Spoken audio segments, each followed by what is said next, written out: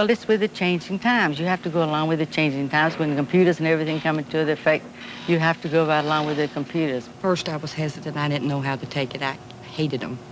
I wouldn't trade my computer now for $1 million. I love it. I think we have to change. We cannot stay in the past, so we have to progress along with the rest of the world. Change is imminent.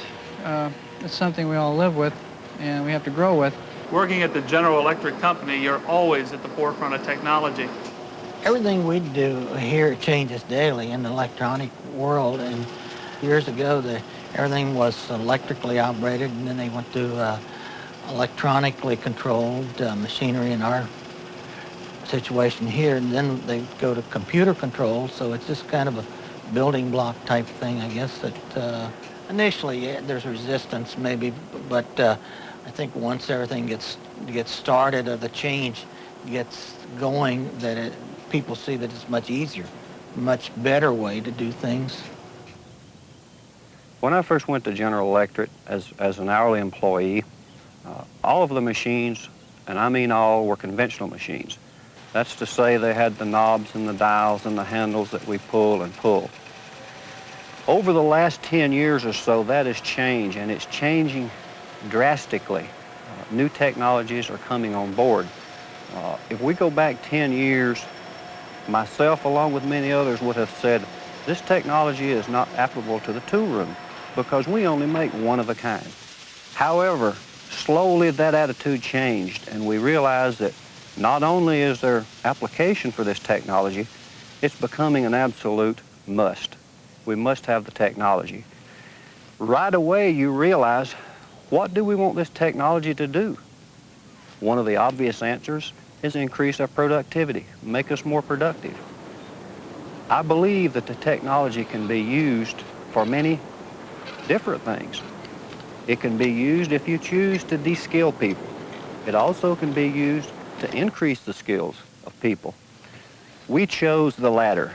In our organization, we wanted the technology not only to increase our productivity, but also expand the existing skills of our people, as well as introduce new skills to those people. But along with that, we must have education of the people that are going to be doing the job, that are being subjected to these changes. Education and training are key efforts, in my estimation, to progress in the business world and getting the products out.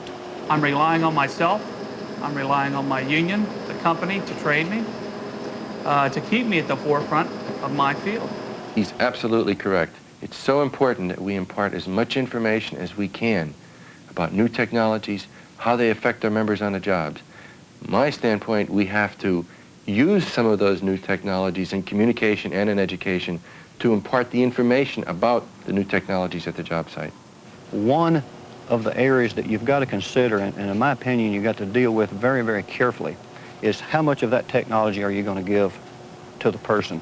There is a popular school of thought that we work with today called job ownership. If we have technology and we're going to give it to a person to use to be productive, and I keep part of that technology, I'm talking out of both sides of my mouth, and it gets to be confusing because I'm saying you can have this portion, but I'm going to keep this portion to myself. We decided that we wanted to give the programming part of that technology as well as all the rest of the technology to that hourly employee.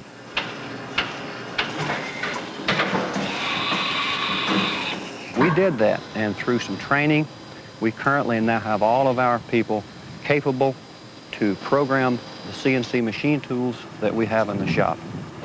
I'm employed at General Electric in Evendale, and I'm a machinist apprentice in the tool room. What does that mean, machinist apprentice? It's a training program for about 3.5 years, and we work on tooling for the jet engines. The new generation are walking in now with everything in place. They're not taught benefits of the union in high schools or grade schools. They're having to learn it after they enter the factory floor. They have a learning cycle to go through too, but it placed an extra burden upon the union because now we have to give them their labor history after they enter the workforce. We have various forms of communication. The primary form is the newspaper. We publish the newspaper here once a month. It goes to every dues-paying member of the union.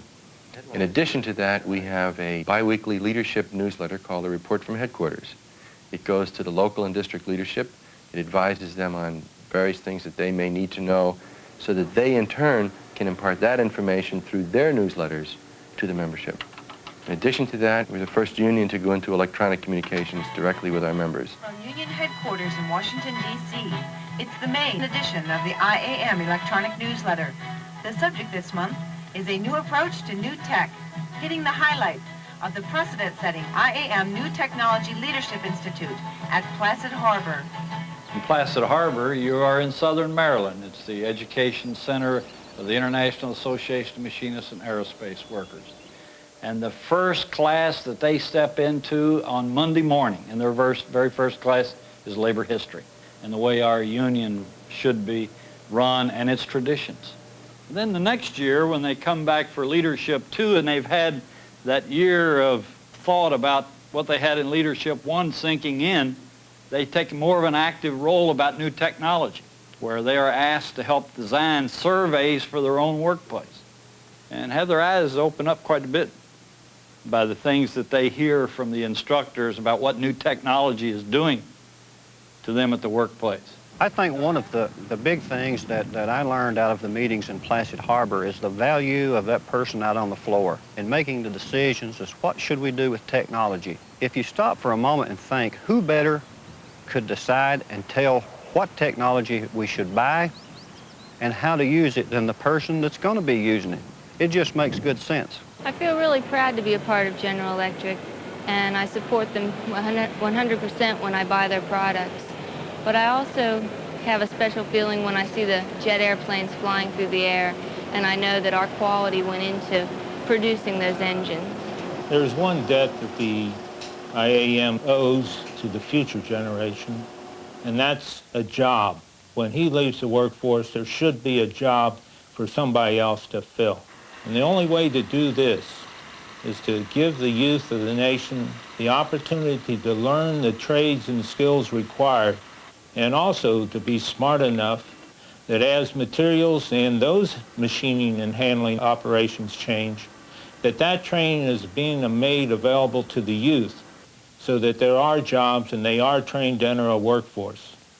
With all the electronics and the magnitude of change in that area alone, and industry requires such exacting standards from its craftsmen, there are so few apprentice programs available where they can learn both the theory and on the job that the IAM, to enter the next century, must have developed and negotiate on its local levels training programs for the youth, because as the manpower changes, we want qualified people to follow us.